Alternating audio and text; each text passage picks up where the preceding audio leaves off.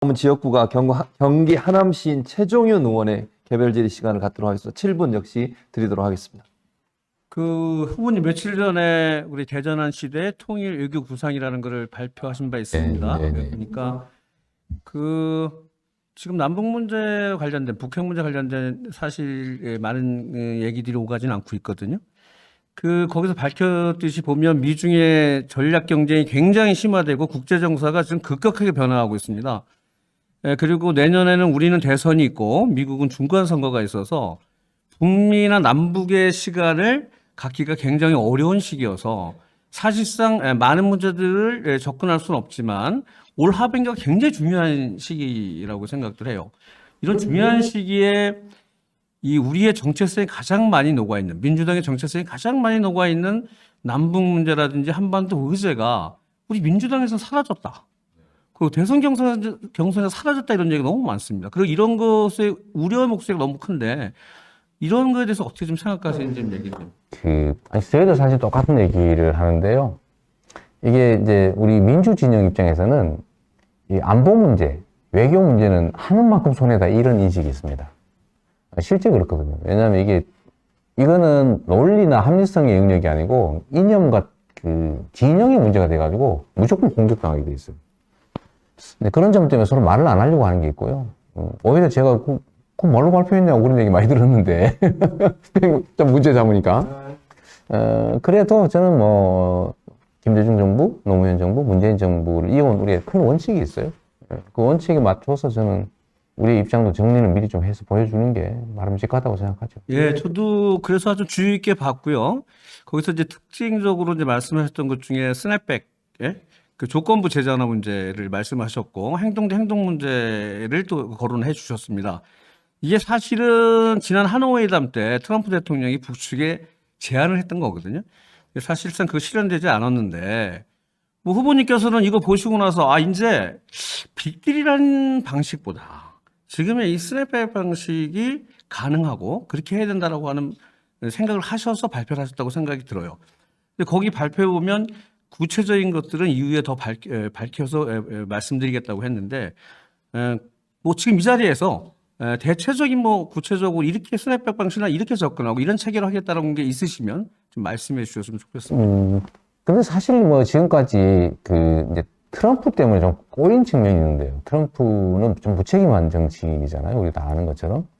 그러니까 그 빅딜 방식으로 근데 빅딜을 하도 좀 동시에 하면 좋은데 너 먼저 총을 내려라. 자기는 대포를 겨누고 있고 상대는 권총을 겨누고 있는데 네가 권총을 확실히 내리면 내가 대포를 내려주겠다. 이렇게 얘기한 거잖아. 이거 누가 받아들이겠어요? 왜냐면 전에도 이미 쏴버렸거든, 한번. 권총을 내린 사람을 쏜 전과가 있잖아요. 예를 들면. 근데 그런 불신 속에서 사실은 이제 쉽지 않아서 결국 그 이전부터 얘기돼 왔던 게 예를 들면 미국은 제재를 순차적으로 완화할 목록을 만들고 또 북한은 예를 들면 뭐 폐쇄할 거 폐쇄하고 정보 공개할 거 공개하고 이거 단계별로 만든 다음에 이걸 하나씩 동시행동으로 단계별로 대신에 이것도 하다가 또 서로 안 해버릴 수도 있으니까 배신할 수가 있으니까 그러면 원상복귀를 즉시 할 수 있게 하는데 이러면 미국은 별로 손해볼 게 없다는 거죠. 왜냐면 자기 제재 완화해주는 것밖에 없고 다시 제재하면 되니까. 근데 북한은 피해가 크죠. 다 정보 공개라든지 뭐 시설 폐쇄라든지 이런 게 되니까요. 그래서 저는 실현 가능성이 좀 높다고 보고 이제 우리가 이 문제에 대해서 좀 합리적인 안들을 만들어서 좀 양쪽을 다 설득을 해야 되겠죠.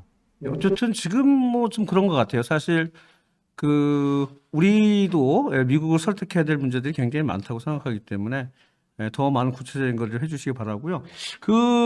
지금 북한이 굉장히 어려운 게 뭐냐면요. 장기간의 국제 제재, 그다음에 지금 뭐 상상을 초월하는 코로나 팬데믹, 그다음에 거긴 북한도 수해도 겹쳐서요.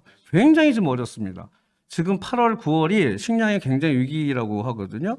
그리고 우리가 내일의 식량이라고 하는 비료 문제도 뭐냐면 올해 우리 적기에 국제적으로 지원이 안 돼서 더더욱 식량난을 올해 겪게 됐고 내년에도 마찬가지일 거라고는 예상 일반적이거든요. 지금 이번에 통일 위기 구상 하실 때 보니까 식량과 비료 문제가 좀 빠지신 것 같은데 이거 좀 뭐 간단하게 좀 말씀해 주셨으면 좋겠습니다. 이제 지금 현재 이제 대북 제재 그 관계없이 할 수 있는 게 인도적 지원인데요. 이제 식량이라든지 뭐 의료 협력이라든지 아니면 뭐 방역 협력이나 이런 것들은 그냥 할 수 있잖아요. 근데 그건 사실은 제가 경기도에서도 이미 일부 하고 있는 게 있는데 지금은 사실은 잠깐 멈춰 있는 상태입니다. 멈춰 있는 상태인데 앞으로는 아마도 북한 측이 상황이 어떻게 전개될지 모르는데 북측의 의견도 들어봐야 되고요.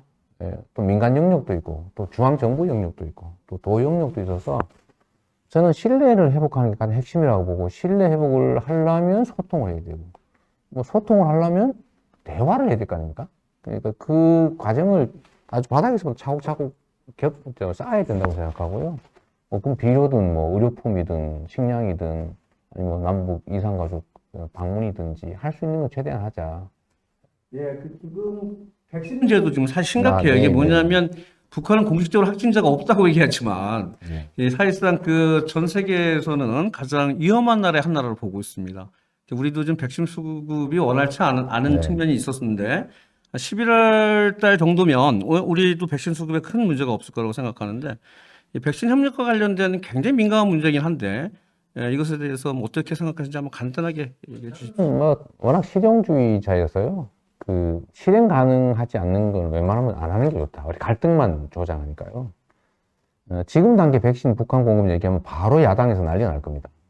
그러나 좀 저는 준비는 해야 된다고 보고요. 일정 시점이 지나면 우리가 잉여나 여분이 생겨날 수 있기 때문에 이미 그렇게 될 것 같거든요. 내년 초쯤 되면. 그러면 그때 가서 준비하면 너무 늦으니까 준비는 좀 하고 협의는 좀 미리 해서 우리가 진짜 남을 때 여유가 있을 때 대북 지원을 좀 할 수 있게 하면 좋겠다는 생각합니다. 그 시간이 다 됐네. 저기 보면 20초 남았습니다. 우리 저 이재명 후보님을 딱 하면 강단과 파워는 강한데 절제와 인내가 약하다. 뭐 이런 얘기가 있어요. 그래서 이런 거 어떻게 생각하시는지 마지막으로 말씀 부탁드리겠습니다. 예.